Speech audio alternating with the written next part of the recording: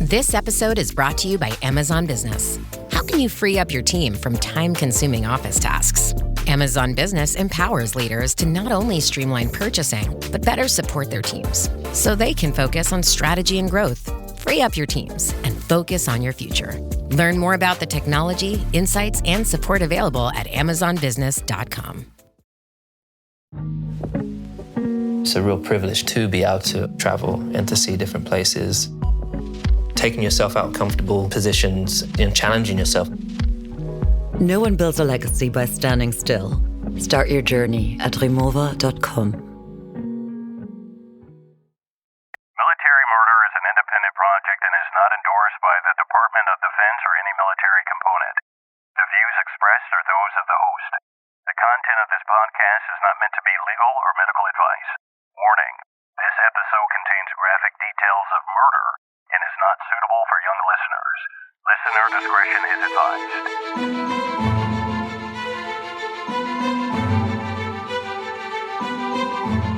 All right, if you like watching TV crime shows with lots of twists and turns and courtroom shockers, you're in the right place today because today's case centers on lies, and more lies. Nowadays, it is safe to say social media is synonymous with lies. We have all been lied to by someone we met online. Maybe someone's profile picture is a reflection of them in their skinnier days, or a friend uses a little too much Photoshop on their Instagram pictures. Or maybe someone's Facebook page makes them look like wealthy socialites, when in reality they are living paycheck to paycheck. But these are little white lies compared to those a woman named Samantha told her boyfriend, Navy sailor Cooper Jackson. Her lies left one Marine dead and one sailor shaking his head in court when he met his girlfriend for the first time. Join me today as I discuss the case against Navy Petty Officer Cooper Jackson. Now, let's dig in. My main sources for today's case came from an Oxygen special titled A Lie to Die For, a 48 Hours episode titled Deadly Lies, and the U.S. Navy Marine Corps Court of Criminal Appeals 2007 opinion. Our story begins in January of 2006 in Virginia Beach at Dam Neck Naval Base. 23-year-old Marine Corporal Justin Jake Huff was on temporary duty in Virginia attending intelligence training. Now, this is a specialized training where they only send the best and the brightest, and this is something that he chose to do to progress in his career in the Marines. But he was nearly 3,000 miles away from his wife, Becca, and she was 3 months pregnant and she was living back home near Camp Pendleton in California.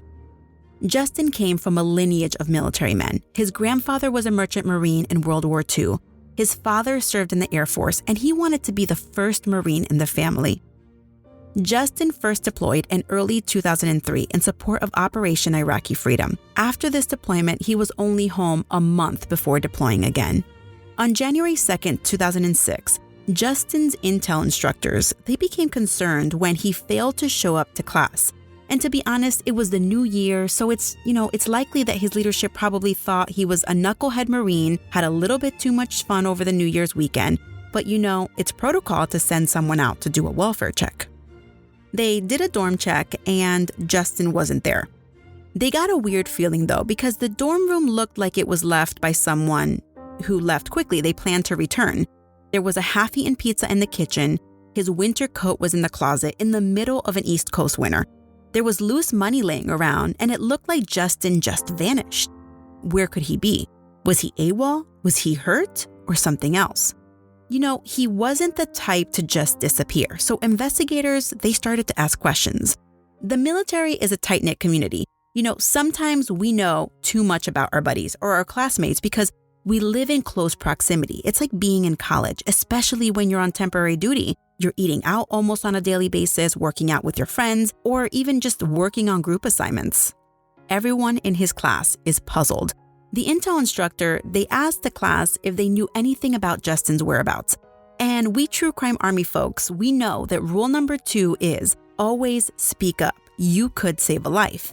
And Private First Class William Richard followed this rule, and he remembered 2 things that happened before Justin went missing. First, Richard was in the lobby of the barracks when a man walked in and began asking questions about a guy named Huff. Richard asked the guy, "Hey, are you looking for Marine Huff?" The man said yes. Richard told him, hey, it's the holidays, not sure when he's going to be back. And the guy just shuffled around and left. Richard thought this was odd, but he watched the man as he got into his vehicle and drove off. He was driving a blue pickup truck with a motorcycle tied down on the bed of the truck. And Richard also made a mental note of both the vehicle and what this guy was wearing. He was wearing a Tool t-shirt, the band, and a black motorcycle jacket. Now, can I make Richard the first sergeant of our true crime army? Seriously, kudos to him for his keen eye, and you'll see why later. Second, after the weird conversation with the blue pickup truck guy, Richard had a weird conversation with Justin.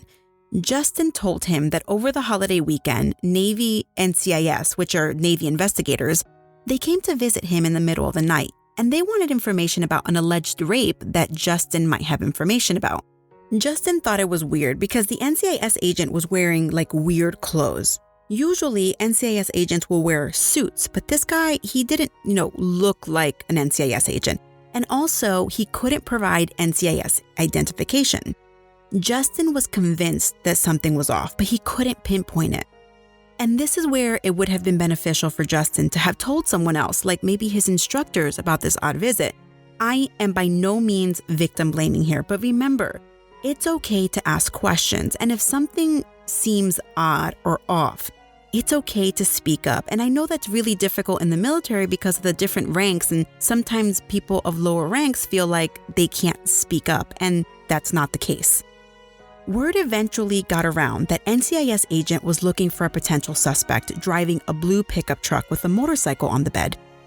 At the same time, investigators realized they have video footage of the dorm rooms. They immediately obtain the tape, and what they find on the tape is ominous. They see Justin leave his room casually with a t-shirt, no jacket, no nothing, and he leaves on January 2nd around 3 a.m. But as they continue to watch and watch and watch, they never see him return to his room. You can actually watch this video footage on that Oxygen special, A Lie to Die For, and I recommend that everybody go and watch it. It's pretty fascinating. The investigators begin to get antsy as they feel like they're not getting much information, and I can only imagine the desperation in a case where you have a missing person and every second matters, and every second where you don't obtain helpful information is another second where the person could be experiencing pain or injury. And of course, in your mind, I'm assuming that you're always thinking worst case scenario. They decide to follow up on the lead about this NCIS agent that mysteriously visited Justin a few nights before he went missing. They begin by searching Justin's name in their database, and they want to see, okay, is he a subject in any of the investigations that we have? They do a search, nothing. Then they're like, okay, maybe he's a witness. And so they search to see if he's listed as a witness in another case. Nothing. So who visited Justin that night? A group of Marines are going about their day on the military installation when they spot the suspicious blue truck with a motorcycle tied on the bed. And the group of Marines walk up to the truck and they start pounding on the window until the driver opens it up. And then the Marines force this person to give them his identification. They take down the man's information, and his name is Petty Officer Cooper Jackson. Investigators now have a name. And like I said, these Marines are my heroes. Happy birthday, Marine Corps. I see you. NCIS looked up Cooper Jackson, and he's also on duty at Dam Neck, but he and Justin, they live in different dorms on opposite sides of base and have no classes together. Before they pay him a visit, though, they pull the video of his barracks on the night in question, and eerily, he is seen leaving his dorm room wearing a suit, carrying various duffel bags, around the same time that Justin was seen leaving his room that night. Except Cooper returned hours later in the morning, and Justin was never seen again. ChatGPT Plus is free for college students through May. Here's the thing. You've got a lot to do between now and then. Studying for finals, writing papers, trying to keep your life on track, and ChatGPT can help with all of it. It can quiz you for your econ exam, make a study guide from your French notes, plan out your meals and study breaks. It can get really specific on how you like to learn. It can even help you come up with ways to stop procrastinating. So from now until summer break, take advantage of all the ways ChatGPT can make your life easier. Restrictions apply.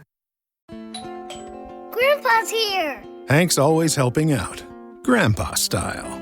Now he's treating his prostate cancer with help from Xtandi enzalutamide. Xtandi 40 mg tablets treats men with prostate cancer that has spread to other parts of the body and responds to a medical or surgical treatment to lower testosterone. Xtandi may cause serious side effects: seizure, a brain condition called PRES, allergic reactions, heart disease that can lead to death, falls and bone fractures, swallowing problems, or choking that can lead to death. Stop Xtandi and get medical help at once if your face, tongue, lip, or throat start swelling. Tell your doctor at once if you faint, have a seizure, quickly worsening headache, decreased alertness, confusion, vision problems, chest pain or discomfort, or shortness of breath. Xtandi can cause harm to an unborn baby or miscarriage. Use birth control during and 3 months after Xtandi. Common side effects include muscle and joint pain, feeling unusually tired, hot flashes, constipation, less appetite, diarrhea, high blood pressure, bleeding, falls, fractures, and headache.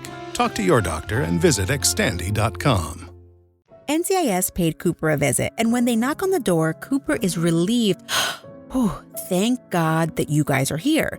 Let me report how I was assaulted by a group of Marines while I was in my car. So, NCIS, they're excited that he is so welcoming. This should be an easy interview. But he was adamant he never met Justin. When questioned about his favorite band, he stated Tool. NCIS did a search of his room and they found a Tool t-shirt and a black biker jacket matching the description that Richard had given.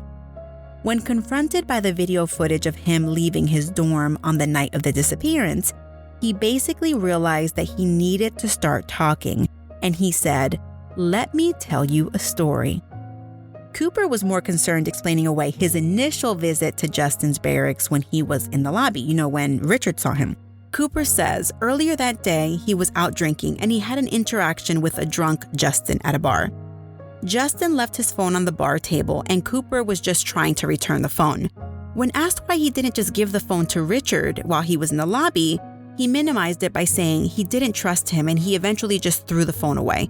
And now that doesn't really make sense because if you would go out of your way to hunt someone down at their dorm or at the barracks, why wouldn't you just leave it somewhere instead of throwing it in the trash? If that was what you were going to do, you should have just left it at the bar. NCIS investigator William L. Fine didn't believe his story, and he began to ask Cooper about his girlfriend. Does he have one? Of course. Her name was Samantha Dunlap, and she was a college student at Old Dominion University in Norfolk, Virginia. She came from a pretty wealthy family in Texas, and she was smoking hot. Petite blonde with blue eyes. Here's a picture of her.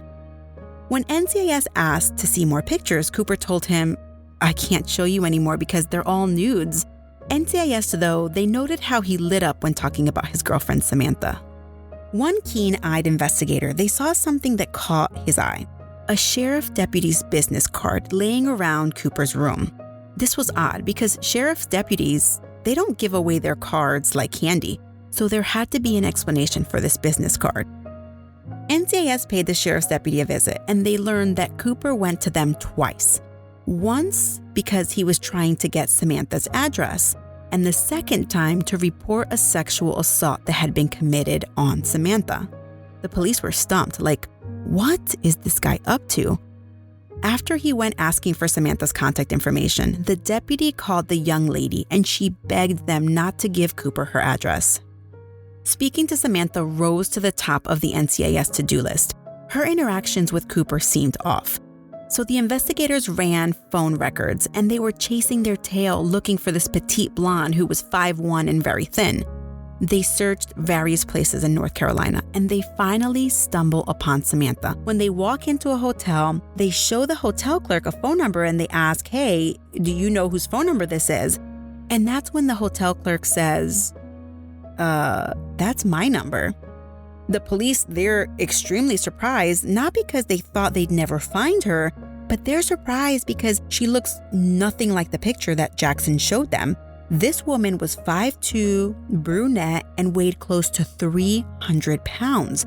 Cooper had been catfished, and that is when the police realized that Cooper had never actually met Samantha in person.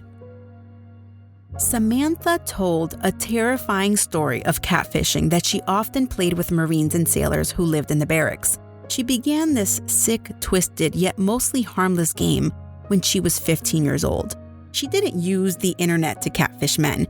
she had a base phone book, and she discovered which dormitory phone numbers had young men living there. She would dial random numbers for the base, and then she would pretend to be looking for a friend. She again would call the following day, until finally her and the person who answered the phone, they began to chat. Samantha was a great conversationalist.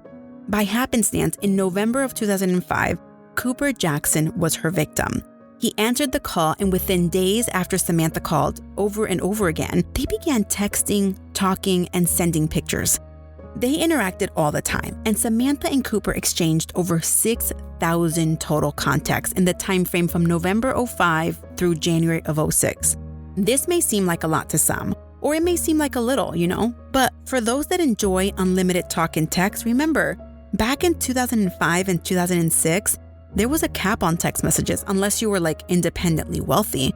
When I was in college, I was on the cheap 300 message plan, so I told my friends, you better not text me, you better call. But I know that times have changed.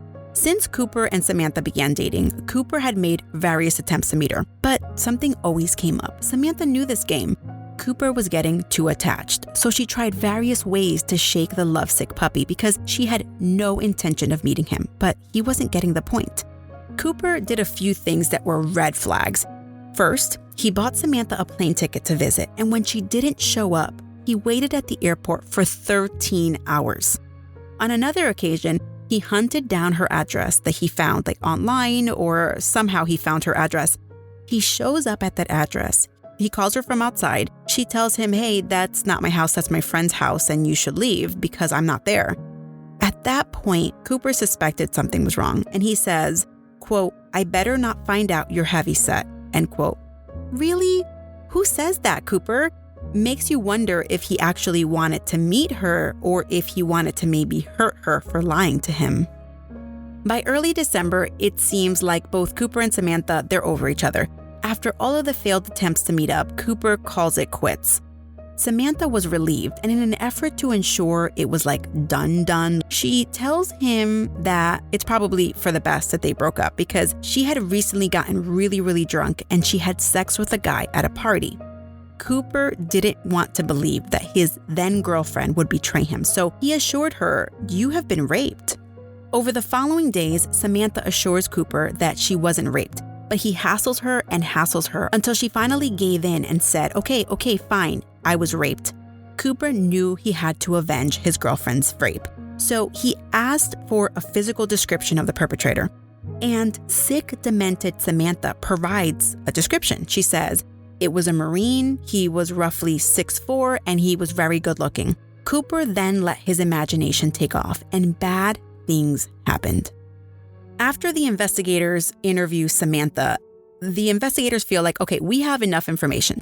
By this point, they have probable cause. They have the video footage of both Cooper and Justin leaving their dorm rooms at the same time before Justin went missing. They have the Tool t-shirt, they have the black biker jacket, and they have the matching blue truck with the motorcycle. At first, Cooper denied any involvement in Justin's disappearance. But when confronted with the overwhelming evidence against him, Cooper spilled the beans, and he told the investigators a twisted tale. Cooper said that he needed to avenge Samantha's rape, and with a general description of the assailant, he was always on the lookout for a potential suspect. So one day, while he's at the dining facility, Cooper saw a Marine matching the description that Samantha gave. Tall, handsome Marine. And Cooper stared this man down, and the man stared back at him. Can you just imagine this picture? One sailor giving a Marine dirty looks in the dining facility. To a reasonable person, this seems harmless. It probably happens on a daily basis at any military installation. That Marine he was having a stare down with was Justin Huff. Cooper took a glance at Justin's uniform tape and saw the name Huff, but it was actually Huff.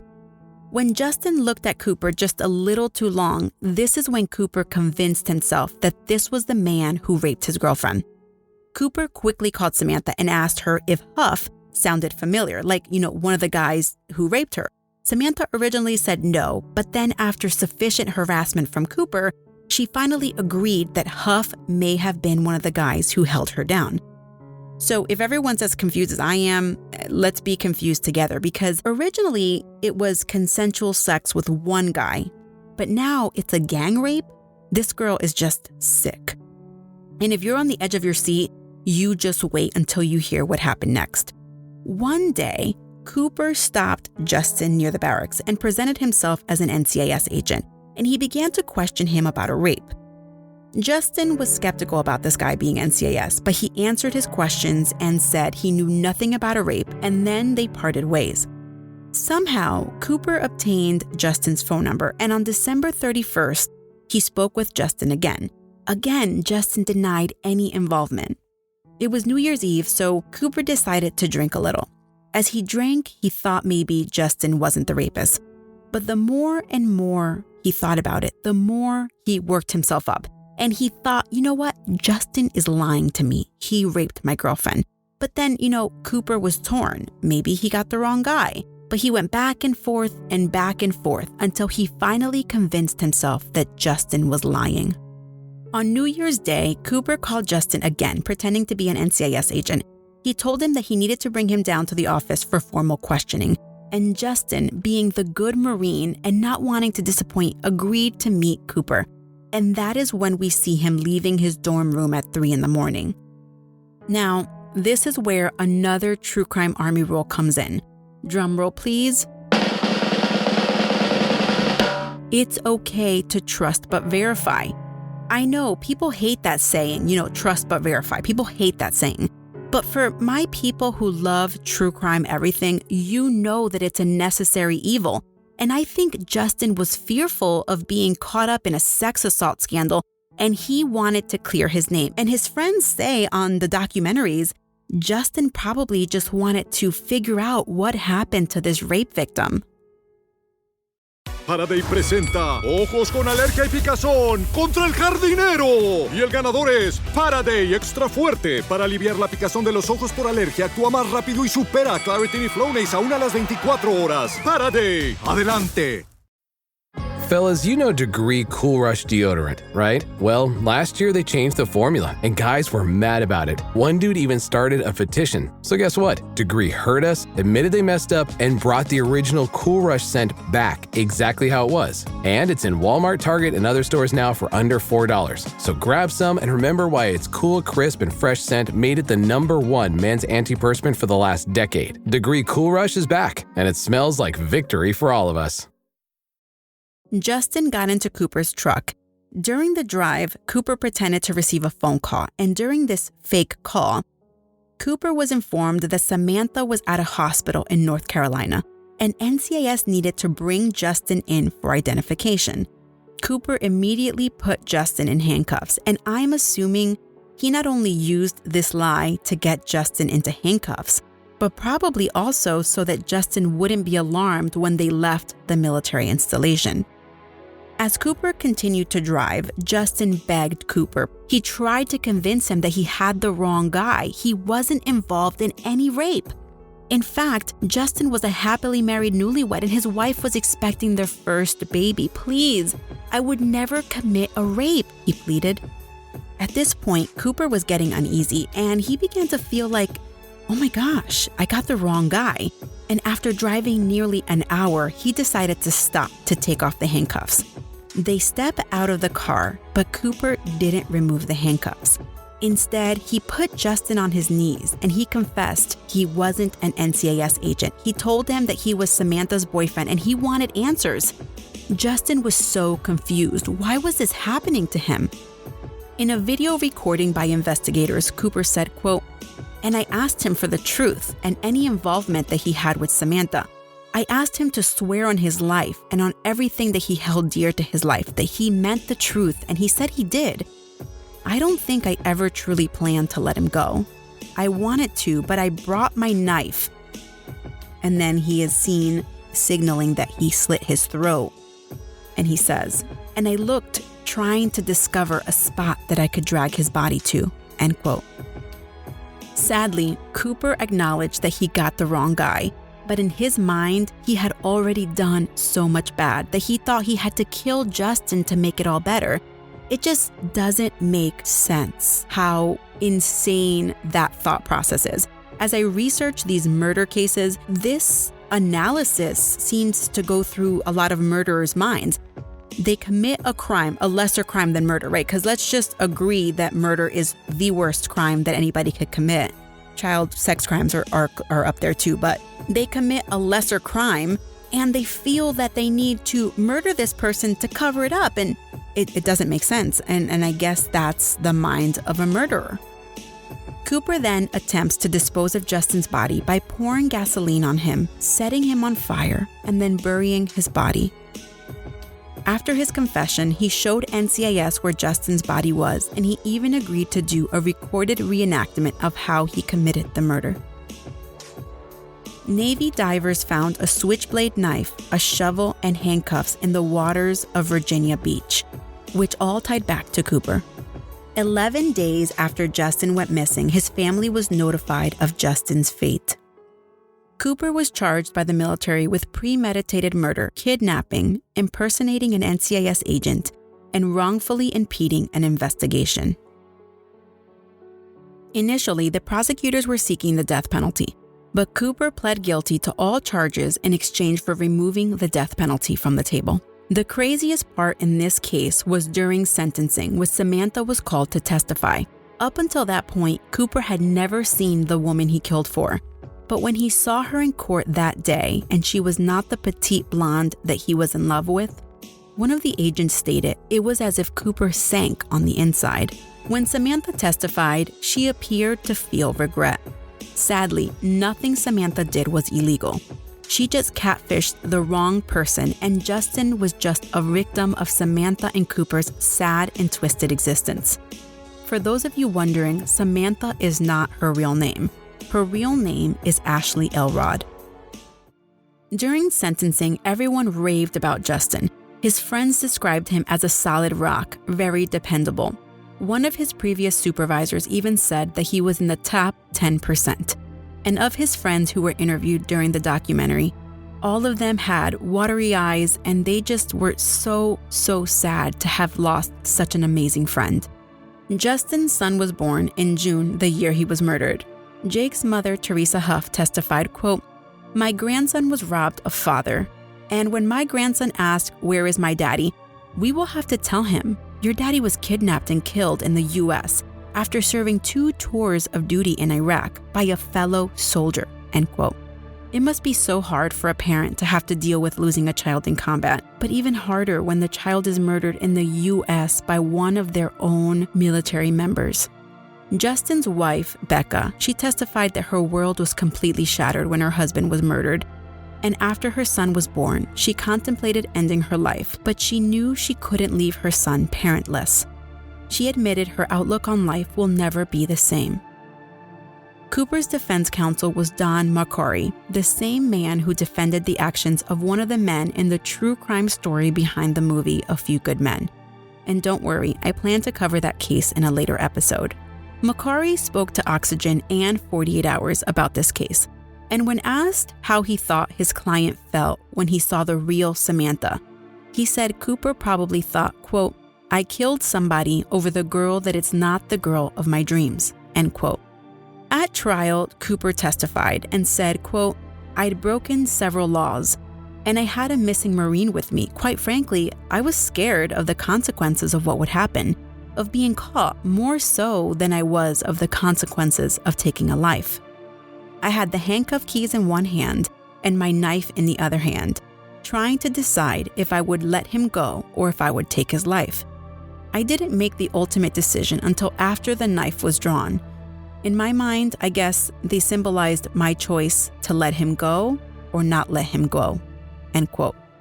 During the sentencing portion of the case, Cooper's mother testified, and as she looked over at Justin's family, she said, quote, "If I could only turn back the hands of time, do something different, say something different," end quote.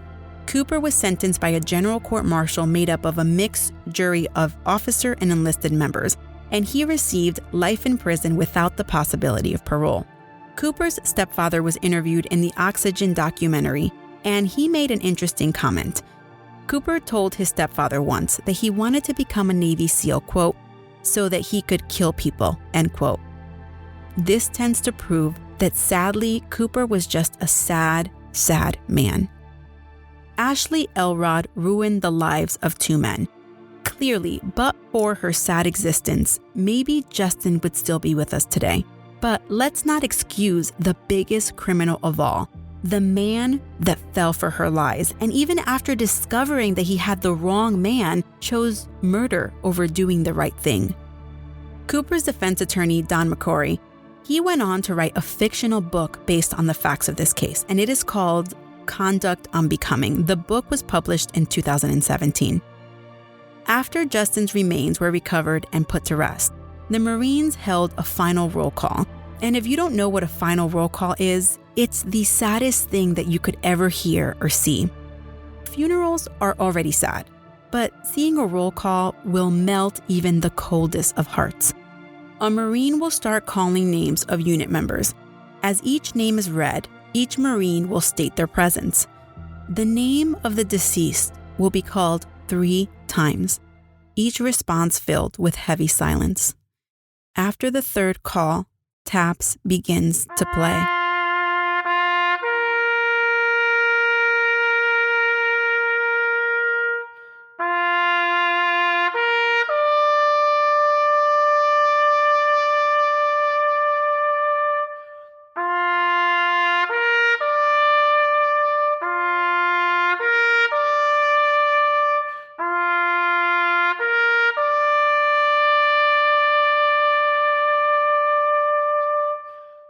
There is no way to end this story on a happy note, but I do want to end this episode with giving you information about an organization I had never heard about until I started doing research for this case.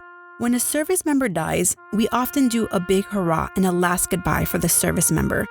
But once everything is over and the dust has settled, there are people left to grieve for the rest of their lives, and oftentimes that involves widows. I found an organization called American Widow Project. Their mission is to provide vital support to military widows. And these programs, they're made to unify, educate, empower, and to assist these widows in rebuilding their lives in the face of tragedy. And I bring up this organization because I found a story written by Paloma Esquivel, and she describes how the creator of the Widows Project, Taryn Davis, she reached out to Becca after Taryn heard about Justin's brutal murder. And I was extremely moved by this act of love and compassion. And I want to make a call to action. If you are looking for a way to empower military widows and assist in rebuilding their lives after tragedy, you might consider donating any amount to that organization. And you can find more information about the Widows Project at www.americanwidowproject.org. And when you're ready to donate, just click donate.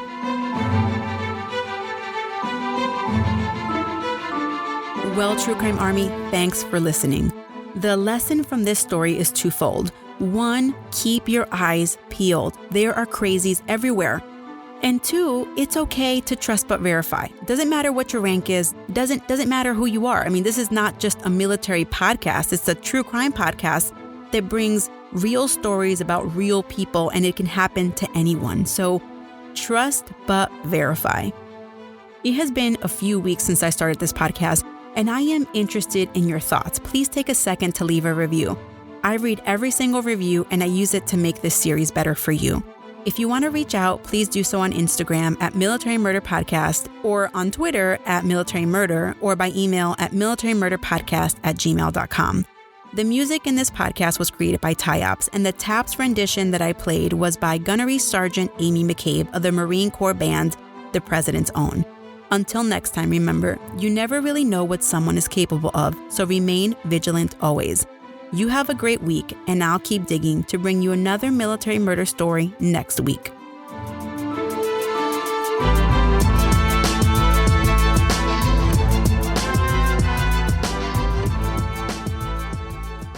Shh, Mom's working on our podcast.